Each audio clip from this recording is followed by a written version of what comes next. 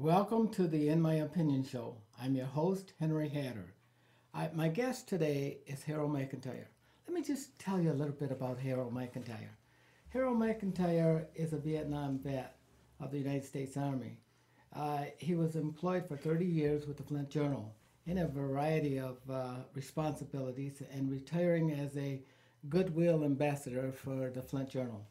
He is currently serving as a trustee of Westwood Heights Board and no new person to public service. He has written occasional letters to the letter to the editor in support of the cause of veterans, of Americans of all types, and he's a great advocate for disadvantaged Americans. I personally know him as a patriot that loves his country. He stood by the grand old flag, even in the worst of times, when there was tremendous amounts of discrimination and hate in this country. And yet, he never quivered. He supported the American flag and the country, right or wrong. He was there for it. He's a great American. He's very articulate, and has an enigma and a mystique about him that's interesting, that makes him multidimensional. That's why I love to interview Harold McIntyre. So I hope that you will get the same kind of response out of Harold that I will get as I interview him today. Harold, let me ask you. We will examine the election of President Obama from a variety of perspectives, hoping to excite discussion around the county and around the country as we examine issues that many people in this audience has never heard of or has been taboo for many years. So I'm going to ask you, anytime when the country is most vulnerable, is the president right to call on all Americans to take sacrifices in tough times in order to make the country become better? Absolutely. Thanks again, Henry, for inviting me to this show, and I certainly hope that I can live up to all of the accolades that you've given me in your introduction.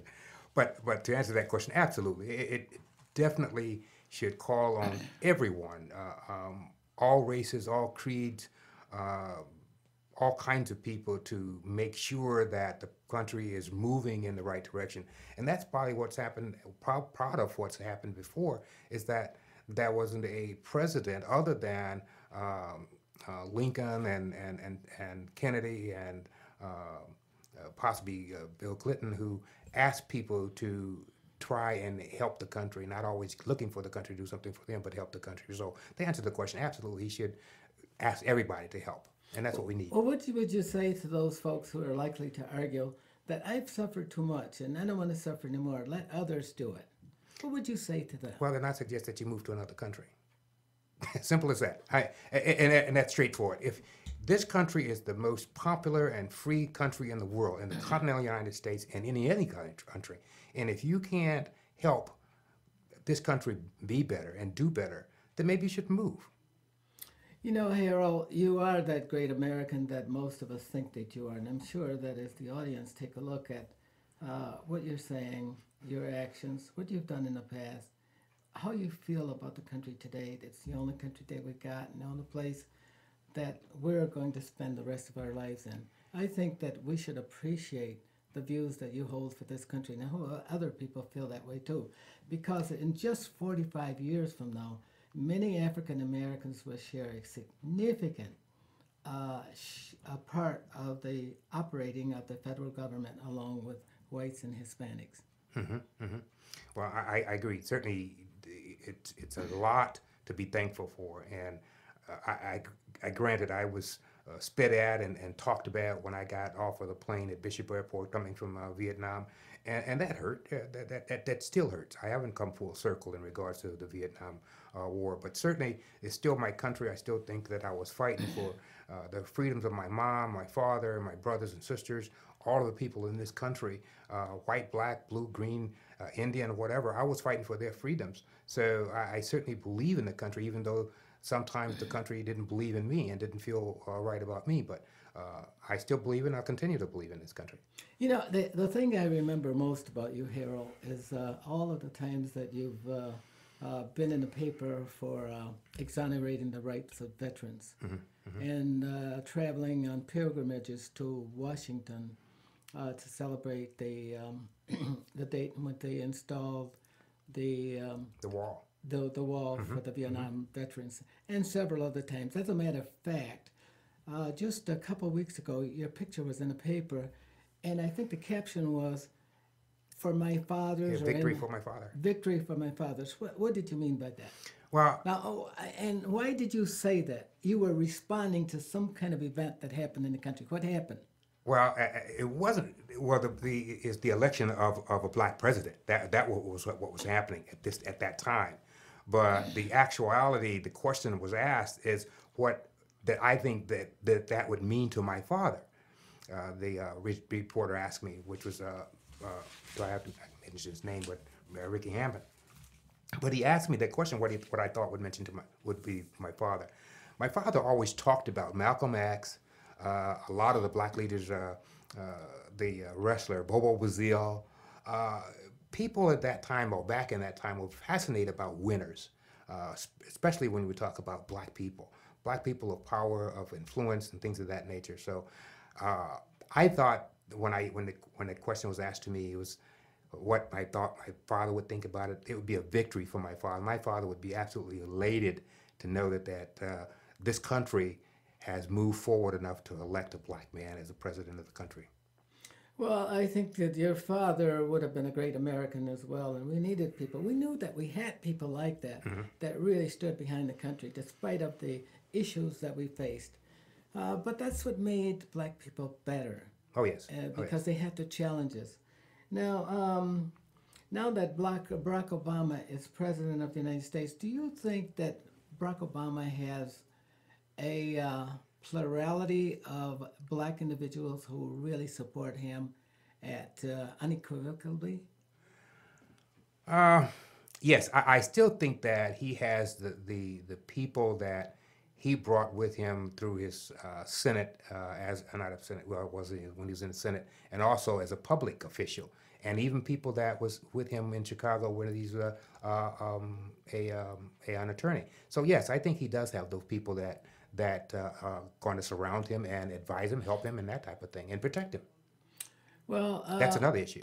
my concern is that I think that Barack Obama may fall short of the expectations that many of us in the black community has for him. We range from left to right in issues, and we're not all under resolve under the bell curve. We don't all think the same things. There are some of us that are likely to want more, expect more from Barack Obama. Do you think that segment of those who expect more from Barack Obama and at the end of Barack Obama's terms will be disappointed and turn their back on him? Well, I disagree with that, Henry. I don't think that the black community is going to expect more of Barack Obama. I think the establishment is going to expect more of Barack Obama.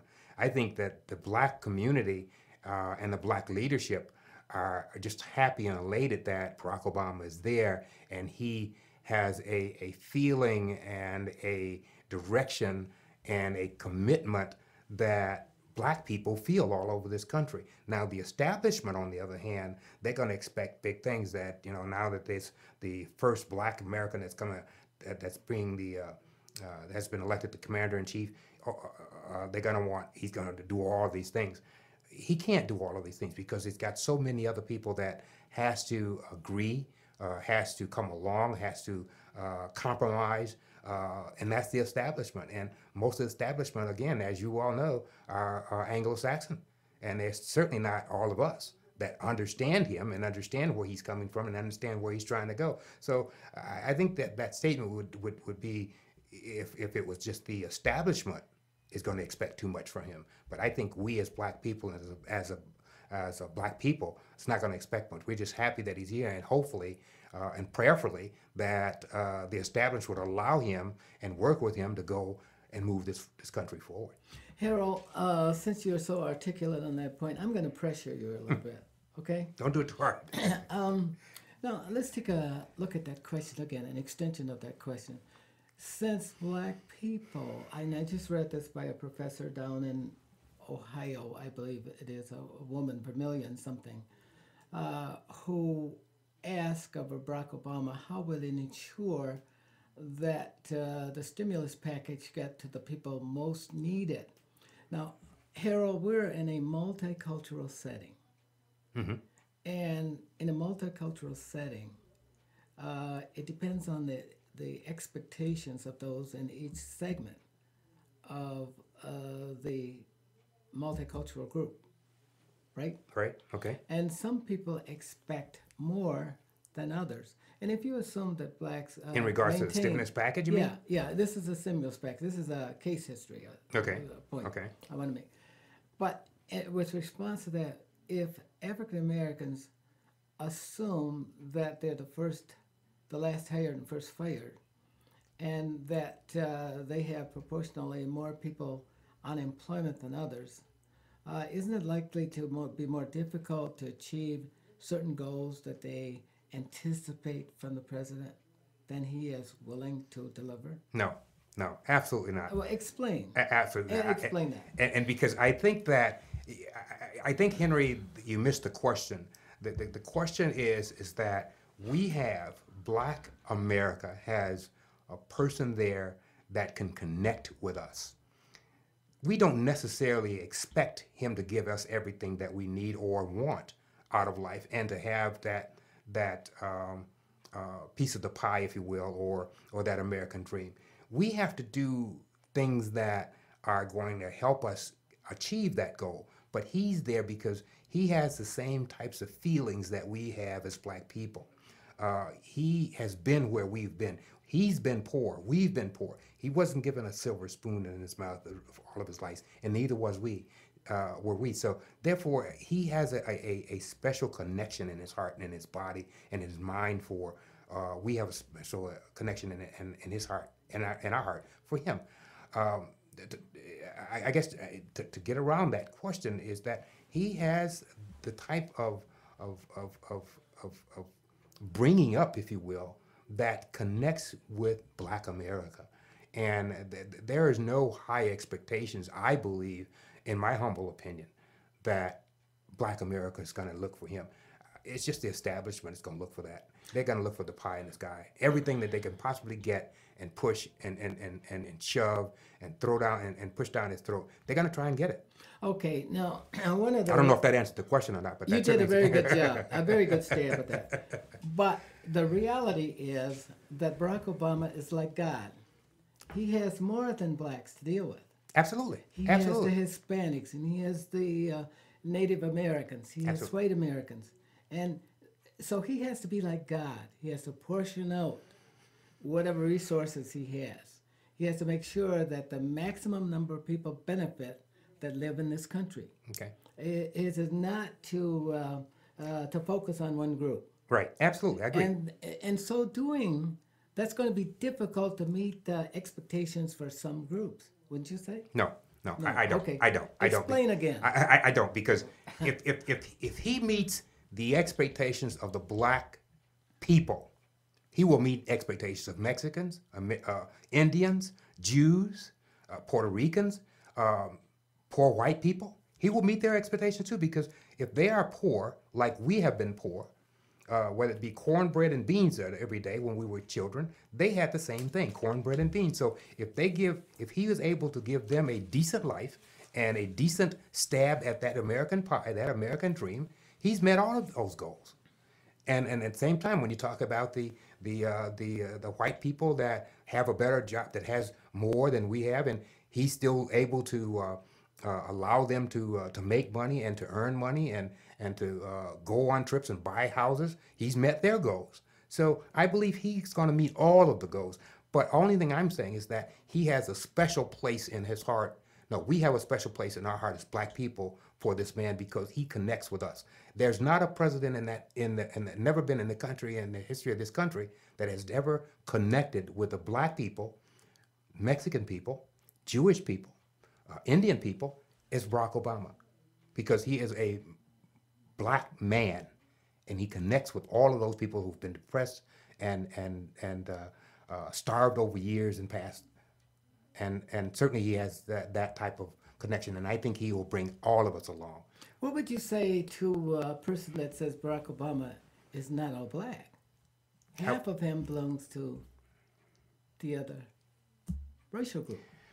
Well, yeah, people. We're calling him black, but Yeah, explain. but Henry, people are going to say everything. They're going to say, well, he's half white and he's half black, he's half African and he's half this. The fact of the matter, man, is the fact of the matter is that he has more black blood in him than anything else. Certainly, he has a lot of, not a lot, but he has a number of traits that he has come up under, whether it be African trait or whether it be Anglo-Saxon trait or what have you. But he's still a black man. And he recognizes himself and recognizes himself as a black man. So I think that to ask the question about who would say something different, I just think they've got a problem with that, and they need to deal with it. That's their problem. So we've got to move on. Harold, you've done a great job on responding to that question. I know that was a tough question, and people out in the audience are wanting to hear that discussion too. Okay. Because they think that well. How will your views change, Harold, to influence the next generation of young people? And this is irrespective of race. Now, there are a lot of young people who are watching the program tonight, but how will your views change to positively impact them? And this is the direction that we want to go, or to negatively impact them. I don't think I don't know. I'm maybe not understanding the question, but my views are not going to change to impact the next generation. All I can say is that I have a more commitment for getting things done and following through. Maybe if I had those in the past, I have it now, or more of a commitment to get things through and follow through on things. And my wife is always hollering at me about, I tell her about is to follow through. You must follow through on things. I tell my kids the same thing. So to answer that, I have a more commitment of follow through on things and more commitment of getting things done. So that's what I can pass along to the next generation. Well, we really don't want our young people to live in the miseries of the past, right? Absolutely So not. we're going to focus on some positive things for the future. Do you think, how will you help to make that happen? You're a person engaged in public policy, and you've been there. You've been in the military. You've worked for a paper whose job it is to advocate for issues that are important to the people. So how will you influence people to aspire for those goals in the future? I think that I can do best by action. And when I am at my veterans organizations and at the other clubs and committees that I belong to, and advocating the best for veterans and trying to move their programs and their concerns along and forward, is one thing I can advocate to make sure things go better for people in the future. Also, when we talk about community type issues, like I'm dealing with the McFarland Park in downtown Flint now, is to trying to renovate that.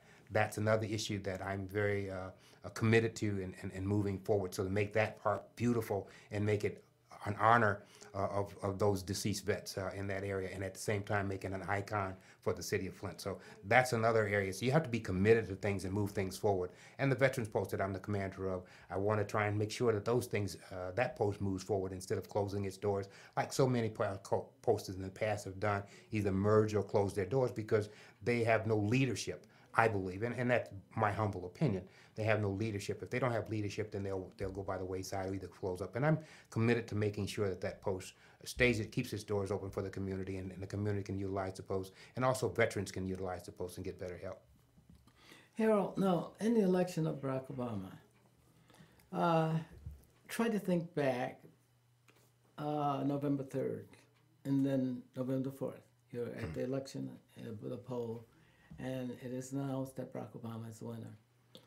What in that process was a surprise to you? Now, obviously, Barack Obama became president. There may have been some reservations about that even. Okay. But there are. What about the process? What surprised you in the process that you never thought would have happened? That was essential for in the election of Barack Obama. Well, first, first and foremost, it surprised me that this country has moved forward enough to elect a black man. That's first and foremost. But the biggest thing that surprised me, I believe, is how he could galvanize the young people. Children of my daughter's age, 21, 19, 16, 19 years old, I think this is the age of you can vote. Most young people of that age could care less about politics. But you would not believe the amount of people that I was able to contact and talk to and ask how and when I can go register to vote. Where can I go register to vote? What do I need to do? He was able to connect with those young people. And again, I have to admit, in the area where I live and in the area where I deal with veterans issues, predominantly all those children are minority, are black children. I did have some white that asked me about, where could they vote? Could they register and vote here? Could they do absentee ballots? So to answer that question, it was the amount of young people that were willing and interested, seriously interested to go vote for this man and vote for this president. And I seriously believe because, again, he was a minority. He's a black man, and he's willing to change the direction of this country. So you think that young black people had a real impact, and that was a surprise to you? But that had been projected along the campaign trail all along that that young people had a profound impact on the outcome of the election. And you're absolutely right. But you asked me what was the most surprising to me, yeah. and that was Was surprising. surprising. Yeah, that was surprising to me because I thought most of you are young, older, seniors, black, white, and all other nationalities would vote for him because of his direction and because of who he was a good candidate. He's a good candidate. Yeah. But when you have those young people that had never been involved in politics before, had no idea, could care less, they are out campaigning for this man. They've never campaigned for anybody before. So that's surprising. That was very surprising. Well, I think that was not the most surprising to me. Okay. But what if I were to tell you that Barack Obama got 20 or 25% of the Republican vote, crossover vote? That wouldn't be surprising. I wouldn't be surprised. You wouldn't be surprised? I wouldn't be surprised. Because most African Americans doesn't think that that's possible. Yeah. And I've explained many times, you've got to have the crossover vote in this country to elect the President of the United States. Now, do you think that somehow we will be more balanced in our attitudes politically toward candidates, and we will go out and look at candidates before we vote, or do we go vote the traditional way, as we have in the past? Well, I think we would be, I think most people would be more traditional. You think so? Honestly, I really think they'd be traditional. Yeah, and in some ways it is. In some ways it is good, Henry, and in other ways it's not. When you talk about traditionally voting, and you're talking about the good old boys mm-hmm. and the same old status quo, mm-hmm. That's traditional. When you want to change that and go for things and vote for a person or an organization that's going to best be doing things for this country, then you would go the other way. Well, let me challenge this to you, Harold. Let's see. There are 14% blacks in the country, right? Well, if you say so. Yeah, 12 to 14%. Okay. Right? And they may vote at a rate of 30 or 40%. You mean each primary, during primary, okay. Yeah, no, in the general election. Oh, general election, okay. And Barack Obama had 20 to 25% Republicans. You probably had more Republicans voting for Barack Obama than there were blacks. Mm-hmm. Mm-hmm. Which is, that to me was I don't know whether it was a surprise. You're looking at behavior like Ronald Reagan had, right? When he got the traditional Reagan Democrats, remember? Right. Okay. Yeah. So I think that That was not a surprise That was. to you? It's not. It's not. I just think he is the type of person that's articulate enough and forceful enough to contact with everybody. Yeah, he was good. He was good. I don't think that there was anybody in the country that was as articulate as Absolutely. Barack Obama. And he connected. He just connected with the Republicans, and it was good. Yeah. But no, what was negative about the election that you saw, that you heard? You don't want to know. Yeah, I do want to know. The people want to know. Tell us what was negative about it.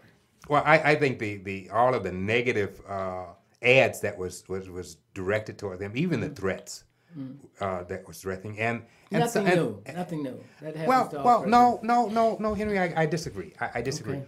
I think a lot of Most of the viewing audience are listening to you. well, good, and that's good. A lot of the stuff that happened to Barack Obama in terms of threats and negative and some of the slang messages to that, what he said, didn't happen to Clinton and Bush and Reagan. It didn't. Well, they might have Bush some. might not be able to walk the streets now. He Well, wasn't now, cautious, yeah. well, now he won't. But then, during his campaign, they didn't have all of this slurring and all of these threats. This man has had more threats on his life and his family than any other sitting president in the country in this country. He has more security now than any other president in this country. But does that say that was a plurality of the American people that did that? No. Okay, then those Well- threats couldn't be that big. Well, I don't. I wouldn't say no. I would. I think I changed that, and I would say Yeah. yes. Yeah, it Yeah. was. It was because it made a big difference in terms of how this campaign. But is the written. American people had a profound love for Barack Obama. Oh, absolutely. And Oh, absolutely. The people who gave him threats and stuff like that did not represent the American people. Well, they don't make They represented a small segment of Well, the that's true, American but they don't represent all the American people, but they certainly represent a core group Yeah. that's in this country that's still here. Yeah, and they will always be here. Yeah, We well- will never get rid of them. Wow. But we're proud that there were so many people out to support Barack Obama. Oh, Is there absolutely. anything else you would like to tell us, Harold? No, I think it was. I think we had a good session. I think Real it's a- quickly, Harold, give us 3 domestic accomplishments that you think that Barack Obama, you would like to see him achieve this year or this next 4 years. Well, certainly getting universal. Domestic. Well, domestic would be universal health care. Okay. Is number one. And I think that he would do well if he would put people back to work by doing some of the things that Roosevelt did, and that's the CCW or WWC camps or something like that. When he's talking about building the infrastructure, building bridges and schools and better building schools and things of that nature and roads, he can put people back to work by doing that. How would that create jobs, though, Harold? If you've got roads that are bad, you're going to have somebody to repair those roads.